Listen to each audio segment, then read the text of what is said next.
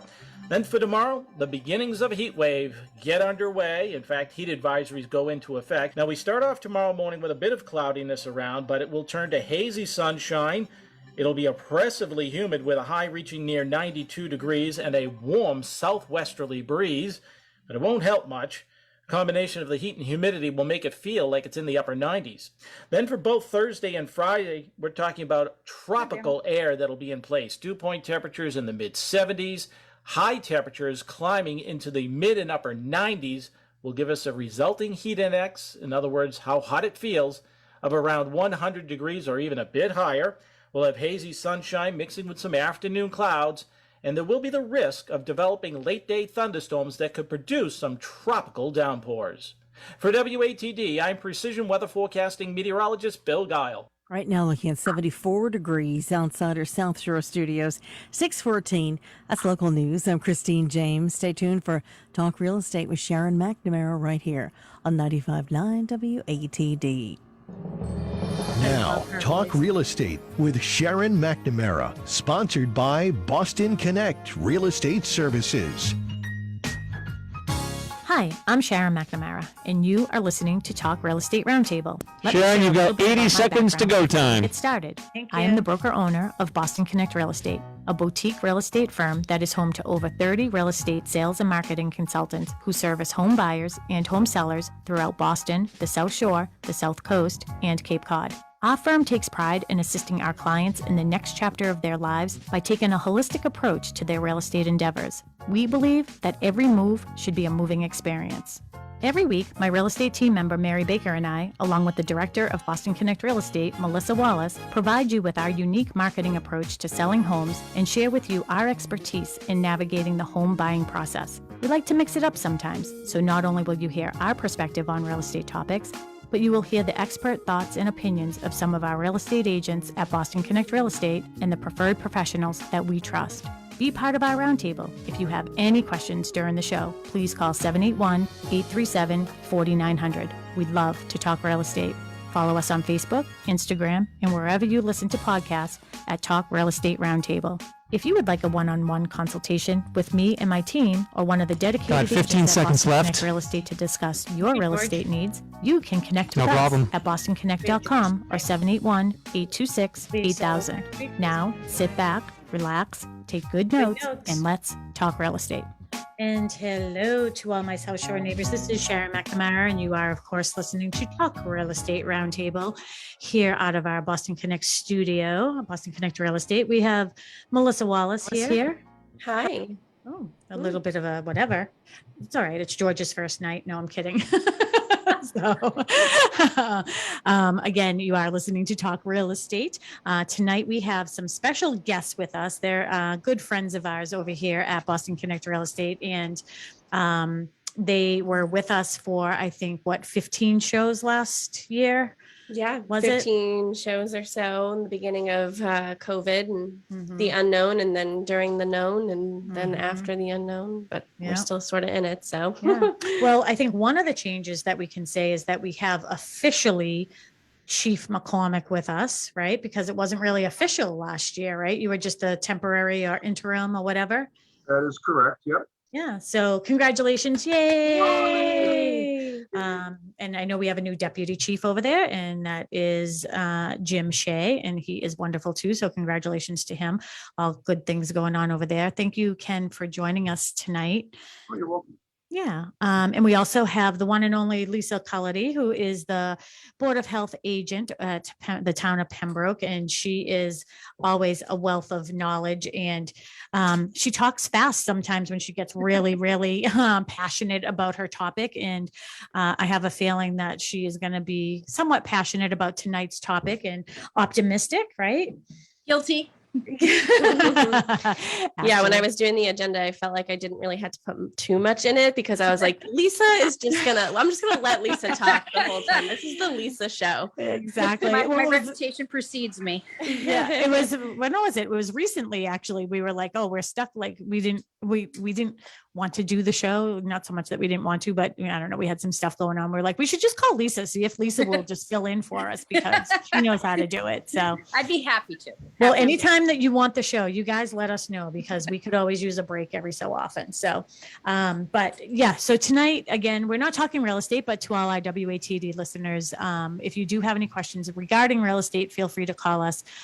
We have George at the studio tonight, 781-837-4900, and he can pipe you through. If you have questions for our guest tonight, again, we have Chief Ken McCormick and the Board of Health agent for the Town of Pembroke, Lisa Cullity, who is also a neighbor of mine too. We live on the same street.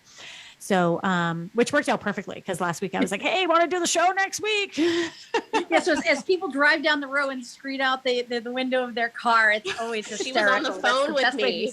She was on the phone with me, and all of a sudden she starts screaming, "You want to do the show next week?" I'm like, "Oh, I hope she's talking to Lisa." Just some random person walking down the street, and then started talking about zucchini and tomatoes. Oh yeah, I have to bring you some zucchini. Yes, I'm like, zucchini and should I tomatoes. get off the phone or should I get some vegetables too? Yes. So again, also too for our Facebook followers, you can follow along again tonight on McNamara Broker Team. And again, if you have any questions regarding this topic, and again, you guys, I thought of you last night. Couldn't sleep again. I've been watching the news, and I'm actually right back. Now I'm worried. So before, as we were going through this, and again, all of our listeners will remember from last year, and Mel, you probably remember, and I know these guys were, and they were so good to say, Sharon, just stop watching the news. I was getting myself sick, remember, like the more and more I watched it.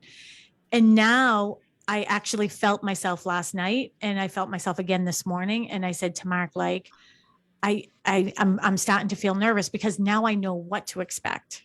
You know what I mean? If we do get into lockdown again. So I do want you to talk about the emotional aspects of things when we get a little bit later. But Mel, why don't you take it from here and follow your agenda? Pretty much, we just wanted to start off with sort of an update from you guys. You were on our show for 15 or so shows last year. It's been a while since you guys have been on and done sort of an update. I hope that we're in a different position than we were the last time you guys were on.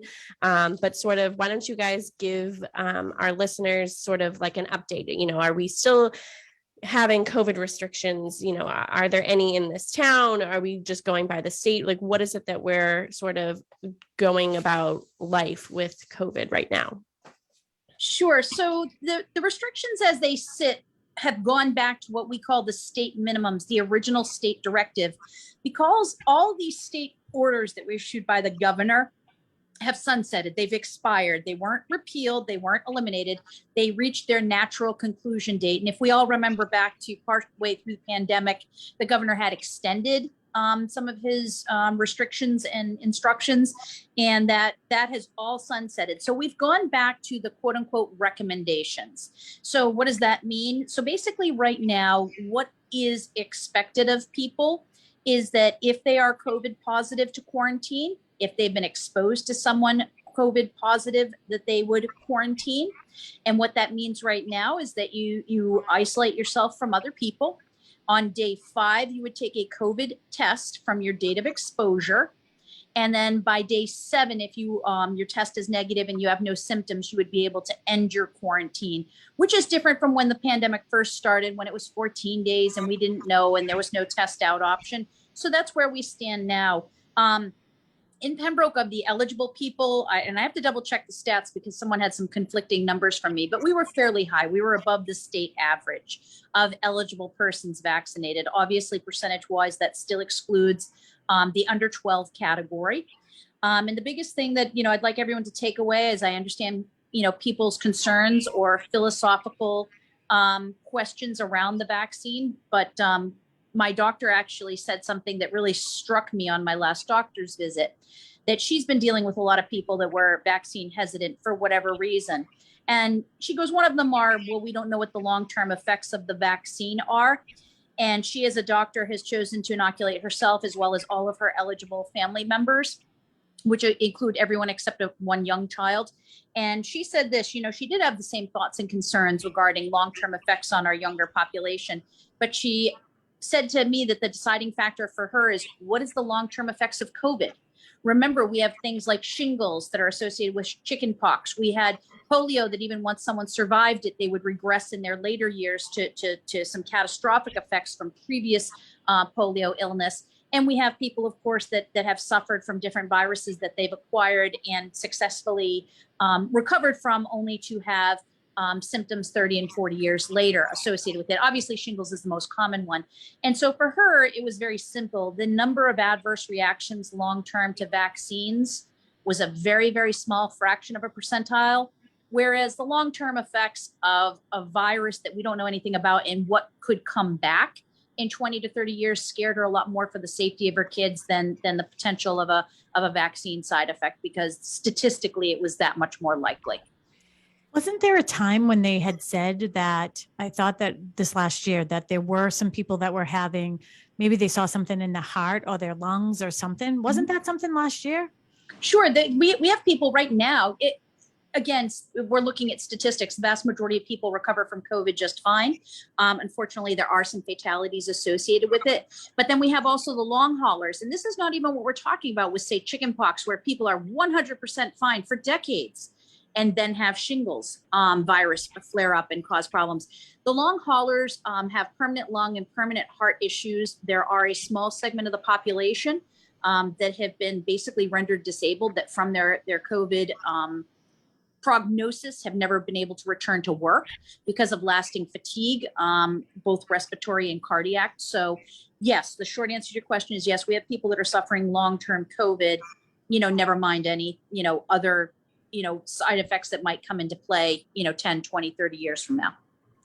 I have another question too, and I think that this is a good topic, and I know it's on our agenda a little bit later, and I had sent you guys a text about, like, if you just had called it a shot, would people be as nervous? And it's called a vaccine. And, the flu shot doesn't sound so scary, but if it was the flu vaccine, people probably wouldn't take it. So we should have just called it the COVID shot.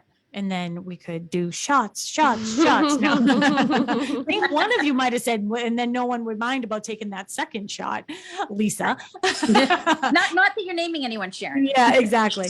But, I guess here's one of my questions too is, and the people who are nervous or who have decided not to get vaccinated, again, that's their choice. I understand that. But what about, sometimes there are people who are nervous because they don't know what maybe they're not ready to have children yet. And what if, when they do get pregnant, or could it potentially, like my daughter, Casey, when I was thinking about Casey and Mackenzie, thinking of them getting the shot, and I was like, well, there is no statistic yet if there is going to be a consequence for somebody who gets pregnant afterwards, or could it potentially hold up that process. And I know it's probably a big question, but it's not even really approved 100%, right? Correct. But again, there's no guarantee that long-term effects of coronavirus being afflicted and recovering will not affect reproductive ability or the body's overall health that could impact reproductive ability. So I completely acknowledge and I respect people's personal decisions regarding reproductive health and not wanting to receive the vaccine, but don't think that safeguards reproductive health, because there's no guarantee that permanent damage to your heart, lungs, or anything else won't hurt your reproductive capabilities later in life either, or that of a child that you might carry. Mm-hmm. That's really good advice. So is there a difference between a shot and a vaccine? Did you ask that? Yeah. What is yes, shots come in cute glasses and they taste delicious. No. And preferably tequila. Yeah, sometimes there's a lime and a little salt involved. No, but I mean, I think it's just as I sent to you in the email. It's the shot. The shot is the vaccine, which is in a needle that goes in your arm. That's what the word shot. Yeah, the syringe, something to do with a syringe. And I was like, you lost me at syringe. You push it with the syringe. So it's just, I don't disagree with you that you might have had some people that weren't going to get it regardless. But you would have eased a few minds if you had called it a shot and not a vaccine. Mm-hmm. Something that went through really quick, although it went through the whole entire testing process. What it lacked was the sales pitch that takes 3 years to the vaccine. Mm-hmm. But it did go through the entire testing process. But yeah, you're probably right. If we called it a shot and not a vaccine, you might have had a few more people sign up for it, but people that don't want it aren't going to get it. Yeah, see this ADD mind of mine, sometimes it comes up with these clever little things. I don't know. I've never gotten the flu shot, but I got the vaccines. I'm the reverse. To Lisa's point, I think we're in a much better place. I've come to the gripping conclusion in reality now that a year ago we were taking care of ourselves and everybody else around us to make sure that we were safe. And now that we're in a better place with the vaccine, so I'm going to protect myself. And I'm going to do what it takes to protect myself. Mask, if I'm in large crowds, wash my hands, social distance, and do those things. The people that don't want to do that, weren't going to do it regardless. Well, and that's one of the things I was thinking about too, is because I have always still found myself that I'm still sanitizing, when I like go into a store or when I come out, I have like the pump bottle in my car door. I always still do it if I'm going into, we're in people's homes all the time. I always, I'm always sanitizing afterwards. So I haven't really given up on that, but I will tell you, like my Lysol intake has definitely decreased. It doesn't smell like bleach in here anymore, but we're still, Mel, you still got the office sanitized, right? We're on that quarterly. So we are still going to do the office like professionally sanitized every 90 days. So there's a company that comes in here. They were just here a couple of weeks ago. They'll be back in a few. Yeah, we shut down the whole office to have that done, and they do all the flat surfaces and everything. So the good thing about it is that we don't have to clean before they come in, because they want to be able to touch everything that you touch. So if you move everything off of your desk, the things that you touch every day are not going to be sanitized. So leave your desk. He literally told me, just get up and leave. And everything that keyboards, you use, everything. every keyboards, everything. But yeah, I still sanitize, but it's more like a mental thing, because COVID made me more aware of like everybody around me. So I notice when the guy sneezes on the cart at Stop and Shop, or like I notice like those things. And now I won't even use the baskets. I'm like, oh my gosh, because I used to put them on my arm and, it would hit my bag. Yeah, but you could go over to Stop and Shop, and there's like that little booth there that has all the Boston Connect wipes in it. It does have all the wipies. Can I ask a question? So you had said something about the statistics. Do you have access to who has been vaccinated and who has not? Like, how do you get the statistics of how many people in our town have been vaccinated? So there's a database, MIIS, Mass Immunization Database. So the database is only accurate as the data updated. Some medical organizations are more diligent and more timely, others are not. So that's where part of some of those discrepancies you'll see. I also do believe there's a lot of people that are vaccinated that haven't made it into the database just because maybe they were vaccinated somewhere else or somehow slipped through the cracks of not getting into the system. But yes, there's a database that can be looked at for those that are on the database, which is the majority of people, but there are some reasons why people would be excluded from it. So I would say it's, 95-ish% accurate on a current day-to-day, which the state is using to monitor. So, and anybody can just go on there and find out? No. Oh, I was going to say, because that's health departments and medical professionals. Oh, okay. Because I mean, that's sort of one of the big controversies right now. What did he say? I said, Lisa left that part out. No one can. Oh, sorry. Yes. Yeah, you left out the most important part. I thought you were specifically asking me if I could, and the answer is yes, I can. No, Sharon McNamara cannot get on. Yeah, I'm sure you had some people listening excited, like, oh, I'm gonna find out. No, I specifically didn't mean that for her, but then I was like, when she was talking, I was like, but I think that that everybody, there is a worry about people thinking, okay, this is a conspiracy thing and they don't want the government knowing their information and all this other stuff. So that, it makes sense to me that you would have it. I think it would protect you, right? So like, if one of the guys on the fire department had to get a call, you got a call, do you know if it's COVID? Like, do they say COVID symptoms, or do you know what you're walking into? Like, can you just look up in the database and know? Those questions, if the call comes in, the first question we ask, anybody sick? Anybody had COVID in the house in the last 30 days? And so we kind of get the heads up. If we're going to a house that has COVID, we actually just had a call where it's a potential COVID house. So we do get that information, but we have to pry it out of people.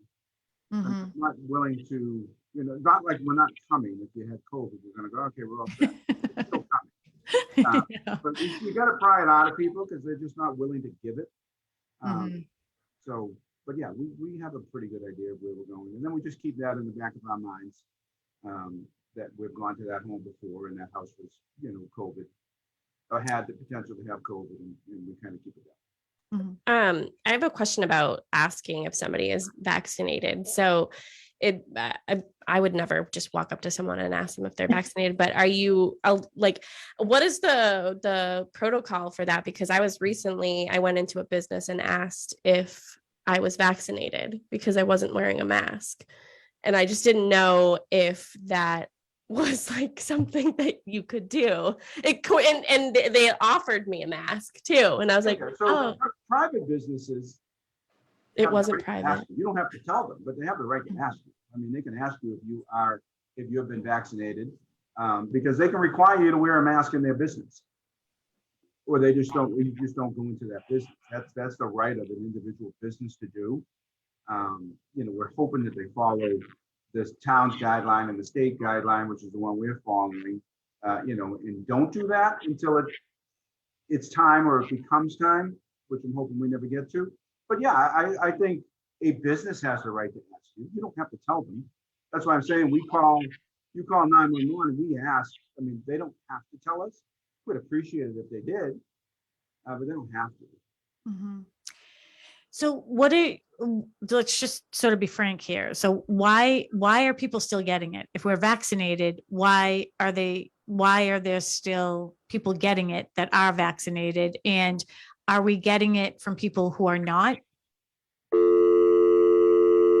Oh my. George? What's going on? I don't know. We can hear a phone. Get dial tone. Oh, it's gone. Are you good now, Sharon? What's that? You good? I'm good. Yeah. So did All you right, hear my question? Yeah, I did. I got all of it. So long story short, there seems to be an enormous misunderstanding about viruses, vaccines, vaccination, and what it actually does. And the long story short is, think of every virus, every flu strain and everything else as having like 32 cousins. So when you vaccinate, most vaccines are made, this one's an mRNA, right, Ken? But it's a manufactured. The problem is a virus, in order to survive, whether it's flu or something else, always wants to mutate. It wants to become something else. It wants to become more virulent and more infectious. And vaccines and vaccination programs, the idea is to make you more resistant. The idea is to kick up your own body's immune system to whatever virus we're inoculating you against, and that boosts your body's immune to fight it off. It doesn't mean you can't get it. It just means if you do get it, you're going to get a lot milder symptoms, or your body might be strong enough at that point to reject it altogether and just get rid of it. One of the most common things I heard before COVID is, I'm never getting the flu shot because I got the flu shot and then I got sick. Again, how many different strains are there out there? Chances are you did not get sick or very sick from one of the strains that you were inoculated against, and they can only inoculate against so many every year. So again, the vaccine that was created for COVID is effective. However, it's not effective against every variant out there. But what it does do is statistically increases your body's chance of fighting off the vaccine naturally. So you have minimal symptoms, minimal effect to your life, and you recover quicker. So what does that mean as far as, herd immunity? Again, you guys have heard me say this 100 times. I hate the term herd immunity because it suggests that you're completely immune, and that's not what happens. But what it does do is it increases your immunity. It statistically reduces your chances of getting very sick, and it statistically increases your chances of fighting off the virus before you pass it on. This is all a numbers game, and how do you drive down those numbers of the virus continuing along its chain of infecting person after person after person after person.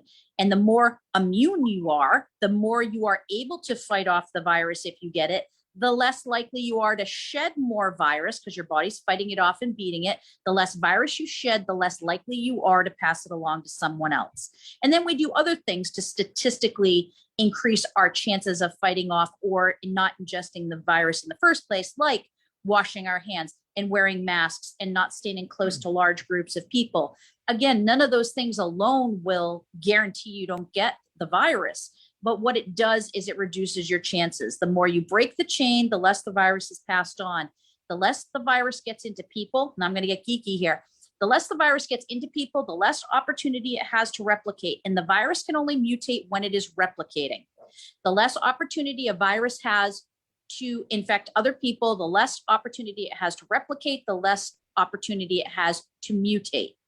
So herd immunity as a concept is just to say that the chain of the virus being passed along is broken enough times that eventually the virus doesn't have a whole lot of places to go, and then it naturally dies off. It's never near, 100% gone. Perfect example is Ebola. We don't ever see it here, but it can flare up and it does happen. The idea is to get those statistics so tight that we kind of think about putting the virus in a ping pong box, and then it's just pinging around, in a very contained area and not spreading. That's the concept, but really oversimplified. I was picturing Pac-Man. That's an excellent way. Yeah, another good mental visual of what we want to do is break that chain where there's no more pellets for Pac-Man to eat, and then he's just kind of going around not eating. And it's the same thing with the virus. If it's not replicating, it's dying. So here's my other question too then. Okay, so if I am vaccinated, which I am, Moderna, right? That's what I got. So if I'm vaccinated, but I still contract it or get it or whatever you want to say, and my symptoms are less, they're mild, and then I'm near somebody who hasn't been vaccinated and they catch it from me, are they getting my mild version or are they getting the full version? They're getting the full version because remember, your body's ability to fight it off depends on your immune system. Okay. And it's your immune system that will have been kicked up and kick-started. But what the advantage of is you're vaccinated. Let's say you get it or I'm vaccinated and I get it. The advantage is our body's already kind of ramped up. Think of it as having a full gas tank to start fighting the virus. Mm-hmm. So the virus is going to replicate less in you and I, and it's going to have less opportunity to leave us and get into somebody else. Mm-hmm. So again, we've just closed that statistical window. However, if the virus does get into someone that's unvaccinated, there's nothing in their body that's ready to fight it. Now, eventually, if they're healthy, their body will build up their own immunity and fight it off. Like everyone says, oh, it's just a bad cold, you'll get over it. If you're able to, and if your body is able to amp up its own immune system, and if you don't get too much of the virus into you, they've come up with, there's probably a logarithm with how much virus you're actually exposed to and get inside of you that also affects your severity of symptoms. So if all those things come together, yeah, you will be okay, but you will not experience the quote unquote milder symptoms of someone who is vaccinated because their body's already kind of, if you want to think about it, full gas tank ready to fight it versus, oh, I got to go to the gas station, get some gas. Now I can fight it. Mm-hmm. That was good. You get that? Yeah. Ken, anything? That was perfect. I listen to this every day, so this is good for me. Yeah. So you are listening to Talk Real Estate Roundtable here on WATD. I know we're not talking about anything to do with real estate, but if you remember last year when we were going through COVID, we were very fortunate to have these two special guests with us. We have Chief Ken McCormick with us from the Pembroke Fire Department, and also Lisa Cullity, who is the Board of Health agent here in Pembroke as well. And again, just a wealth of knowledge in sort of like that calming approach I need in my life when this stuff is starting to happen again. Because knowing what lockdown was like, I hated it. So did everybody else, obviously. So do you have, one thing I want to know is, remember the health team that you had together last year? Like every week you guys, or every day you guys were meeting. Are you back to doing that again? We're not meeting every week, but we did have a pre-strategy meeting when we started seeing this case count rise. And I want you and every other citizen to have confidence. Just because we're not on WATD or hopping on with our friend Sharon McNamara, other people, please don't think that behind the scenes that activity ever stopped, because one, it didn't. I'm pretty sure when the pandemic's over, Ken is going to change his phone number so I can't text him anymore, as is Chief McDonald. But no, that communication between us never stopped. And yes, when we started seeing some of the variants come in and some of those numbers come back, we did to get together and have a pre-strategy. We set what I want to call some tipping points for the town of Pembroke, at what point the town of Pembroke might want to take some action. What numbers would we want to see? What kind of statistics would we be looking for that would result in Pembroke taking some action, such as a mask mandate indoors or something like that? What would be the triggers that would say we need to start doing those things right now? Again, I know some people got nervous because we had a count of 9 one day. Please understand that was 3 persons in one household and 3 persons in another household that helped make up that number. Make no mistake, if COVID gets into your house, there's a very good chance everyone in your home is going to become positive at one point or another. And some of the cases we've seen recently are people that are sharing a home with someone who was already COVID positive before. So we reviewed what our strategy would be. We reviewed what those tipping points were. We reviewed what would cause us to have concern. On the state call today, DPH did reiterate that the governor has reiterated that he does not see a need for a lockdown at this time. He does not see the need for a mask order. He does continue to urge, as does DPH, that if you are not vaccinated, to mask up, both for your protection and for those around you. And they do recommend, obviously, against having large gatherings, especially indoors, especially with a high density of people. You know, those things are still not advisable. That doesn't mean, you know, you can't have someone's birthday party or a cookout. It just means think about the number of people and how dense of a situation you're creating for everyone's safety. And personal hygiene should never have stopped. I mean, personal hygiene is good even when you aren't in the middle of a pandemic. It helps cut down on colds and flus and all kinds of other infections that you might get. So keeping in mind that like you said, Sharon, your behavior has permanently changed. My behavior, even being a health agent, has permanently changed from this pandemic and the way I think about things. And I've noticed just the way I move through the world. You made the joke, Sharon, I talk too much and too fast. But if you noticed, I used to stand a lot closer to people, and you probably noticed, Sharon, I have a tendency to now stand a step or two away. And even if someone takes a step or two closer to me, I have more of a tendency to do this and move back a step or two and just leave more space between me and everyone else, just in case, just God forbid kind of thing. And I think a lot of those things in our culture have changed, you know, and I think for the better and for everyone's safety. You know, COVID aside, it's just a healthier way to be. You know, it's interesting that you're talking about that and seeing people. I thought that I had read somewhere like the history of, you know, some of the Asian descents and how they bow is because they never wanted to shake hands because of, and I'm not saying China, so please don't call WATD and don't call me. I didn't mean it that way. I'm just saying, you know what I mean? You've seen, you know, the way to greet somebody was always by bowing. Yep. We actually took a class on that, and like for real estate, because we would just hand a card rather than shake hands because their culture prefers not to touch, you know, hands. And it's maybe they're just way ahead of us when it came to that, you know? So Yeah. I expect you to bow when you see me, Melissa. Hello. Hello. Can we talk about masks for a second? So I think that at least this is something that I noticed when sort of the mask mandate was sort of over with in the beginning. Everyone sort of just took off their masks, like you take off your bra when you get home type of thing. Like, you know, you just whatever. But recently I have seen an increase in the number of people wearing masks. Mm-hmm. I recently went to Fenway last week, and there were a lot of people wearing masks, and we even had masks, you know, just in case we got uncomfortable in the moment. But I also saw a lot of people wearing masks just like underneath their chin, but like still walking around in like a crowd. And I'm just like, well, that doesn't even make any sense to me. Just take it off. Or, you know, like walk. And now I see people walking down the street by themselves with the masks on. And I'm like, that makes me uncomfortable. Like, aren't you hot? Like, it's summertime. You're alone. So, you know, it's interesting that you bring that up, because I personally noticed a lot of people did not take off the masks when the ordinance sunsetted. But I think it's really important. What you hit there is just a nail on the head, that I hope we've had a culture shift, that it's okay to wear a mask if that makes you feel more comfortable. And the other thing is, there's so many medical circumstances out there that I'll give some examples really quickly.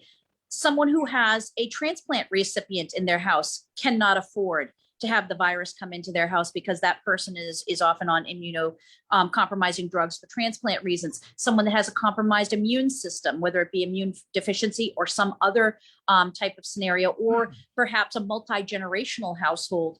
So what I hope has changed in this culture is that, if mask wearing is optional, that's wonderful, but that we don't look at someone wearing a mask and say, geez, I wonder why they're doing that, because we don't know. Who do they live with that could be susceptible? Maybe they're susceptible. Maybe they already have heart or lung issues that, again, COVID could be a death sentence for them. So what I have high hopes for is moving forward, especially with these variants moving through even the inoculated populations, is that culture has changed enough that if someone's more comfortable standing further away or more comfortable wearing a mask or more comfortable eating outside, that we've had a shift where that's okay, that it's okay if you want to wear a mask. What I hope when kids go back to school is that if there are those kids that have any of those situations, whether it's a multi-generational household or perhaps, medically compromised, that parents talk to kids and talk to each other, that it's okay if someone wants to wear a mask. Personally, I know there's some kids out there with some really cool masks that I bet they're going to want to wear them just because they're so cool and they got their exciting new mask, whether it's, Iron Man or, Elsa or whatever out there, that's just okay, that's become a norm enough that if it makes you feel more comfortable, or if it's to safeguard those that you live with or have close contact with, that's totally okay. The funny thing is you're commenting about seeing people wear them.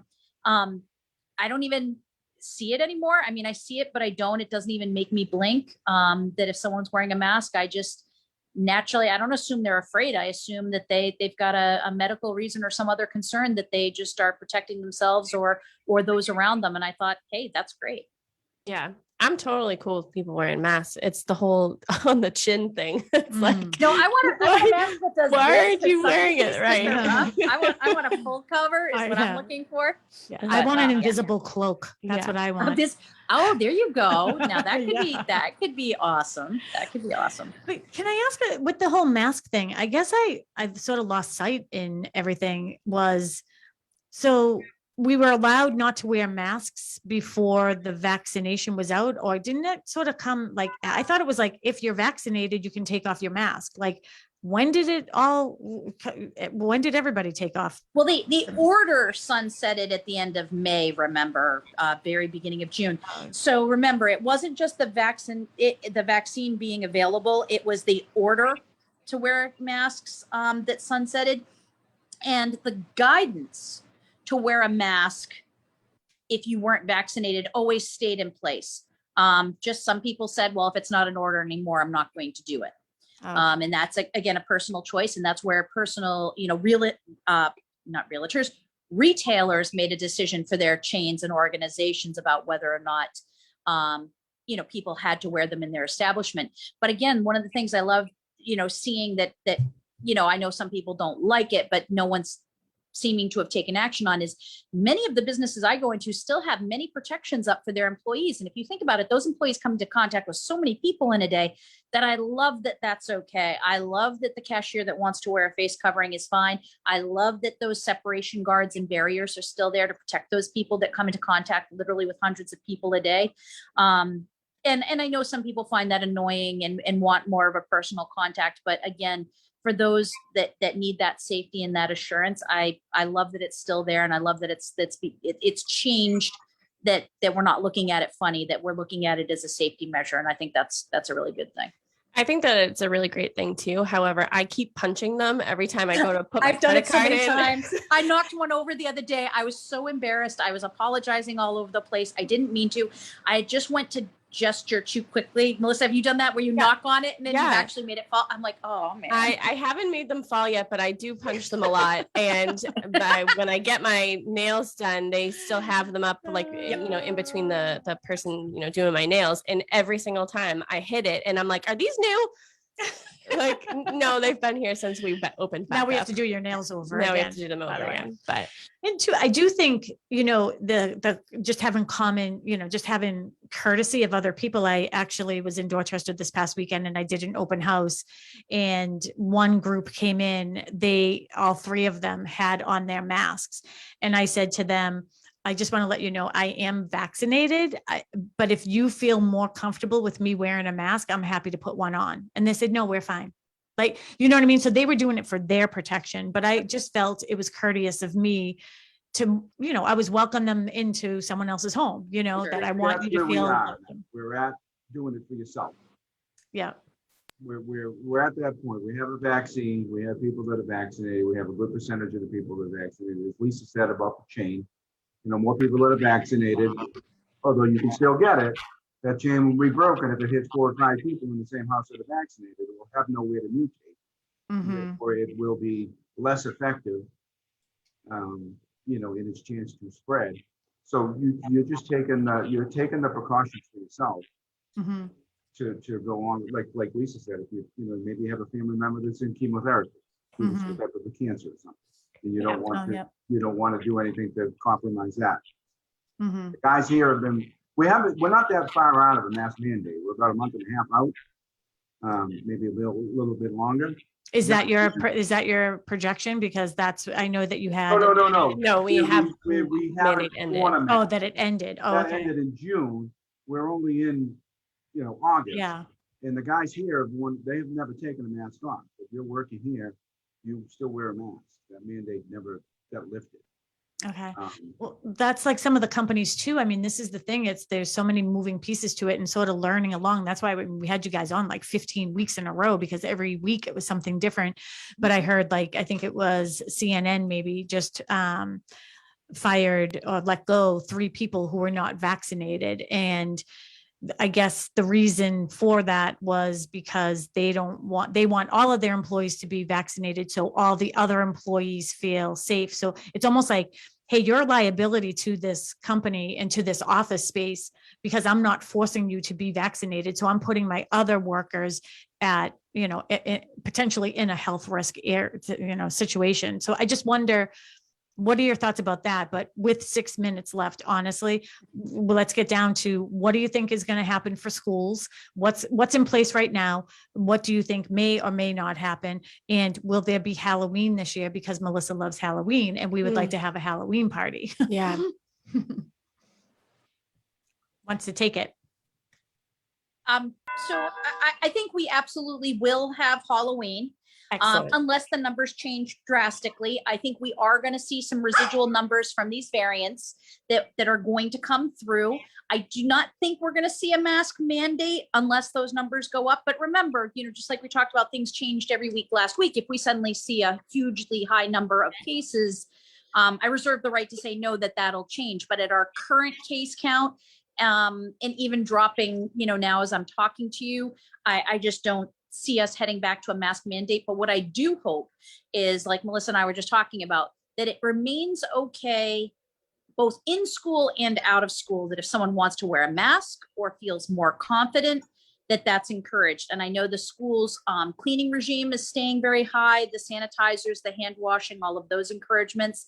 And I know that remains the place at Town Hall. I know a lot of private businesses, including Town Hall, have been permanently changed as far as desks and spacing and social interactions, and all of that is going to be wonderful and pay benefits. So that's what I hope. I hope that as we move towards, and I don't even want to call it a new normal, but getting back to what we knew, we also know more. We've also become educated. We also understand disease and disease spreading.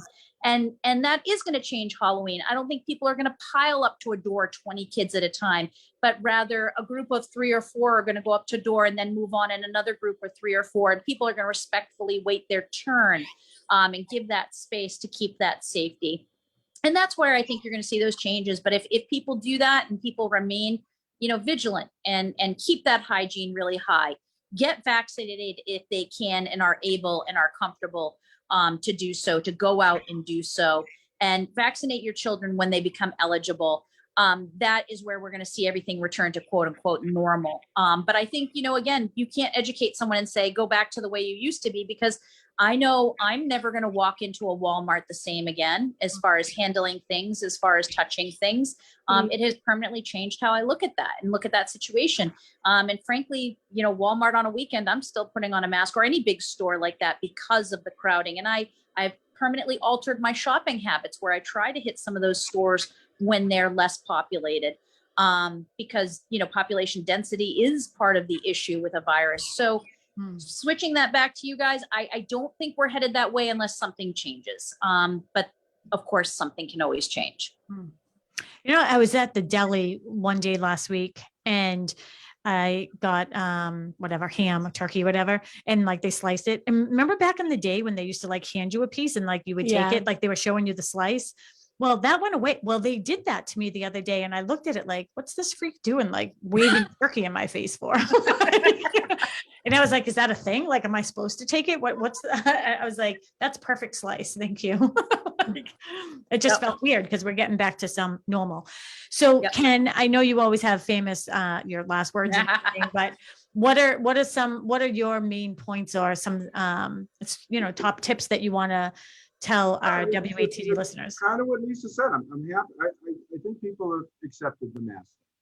If they see you with a mask on, there shouldn't be any look at him pointing. I think we're way beyond that. This thing has been a year and a half. People have figured it out. So we're way beyond the pointing the guy out or the female out or whoever else has a mask on, whether they wear the mask or. We're so far beyond that. Just stay vigilant, take care of yourself, take care of your family members, get them vaccinated. If a booster shot comes out, get the booster shot. Keep your social distancing, wash your hands. I tend to believe there is a new norm. This entire fire service has been changed pretty much forever in the way we do things. So if you end up calling the fire department, we're going to ask you those questions. Please just give it freely. Let us know, if anybody's been sick, if you had COVID, if you're, vaccinated, you can give that information. It doesn't go anywhere. It just kind of gives the guys a heads up as they're heading to your house. And just, I'm not even going to say don't screw it up because we're not being. We're not there yet. Well, we hope that you will come on with us in another month and just give us another update. But I think, Lisa, the best thing that you said is, maybe you're worried about what the vaccine will do, but maybe you should worry about what COVID long-term could also do. So thank you guys. We got our music to send us out. So we really appreciate you guys. Have a great night. Thanks. Thank you. I can hear the music, but I couldn't hear it.